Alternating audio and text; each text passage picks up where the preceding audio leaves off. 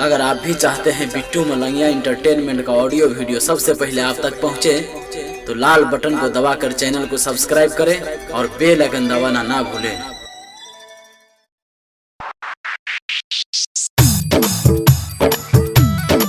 Presented by Bittu Malangia Entertainment. DJ Pradeep Chakia.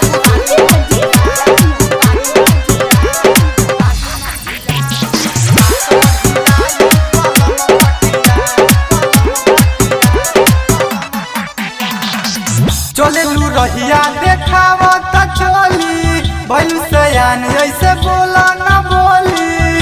अरे सुनो हाँ चले लू रहिया देखावा त चली भइल सयान ऐसे बोला ना बोली।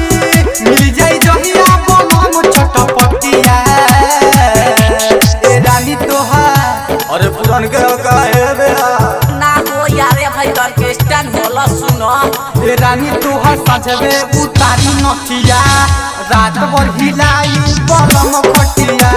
ए रानी तोहर सजवे उतारी नथिया रात भरी बालम हिलाई खटिया।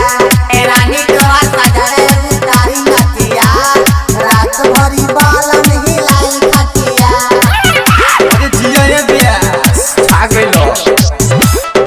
Presented by Bittu Malangia Entertainment.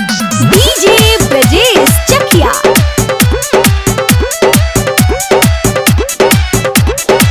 अभिला तोहर जवानी नइखे खिलल इहे से कबो ना लभर ना मिलल। जहिया प्यार हुई खाली सिंगार हुई मुहवा पे स्नो पाउडर खाली तोहार हुई खाली तोहार हुई।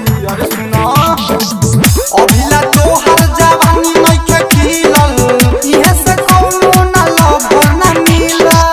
मिल जाई जहिया त फूल जाई छतिया। ए रानी तोहर सजवे उतारी नथिया रात भरी बलम हिलाई खटिया। ए रानी तोहर सजवे उतारी नथिया रात भरी बालम हिलाई खटिया। ए रानी तोहर सजवे उतारी नथिया रात भरी बालम हिलाई खटिया। रात भरी बलम हिलाई खटिया। Presented by Bittu Malangia Entertainment. DJ Pradeep Chakia.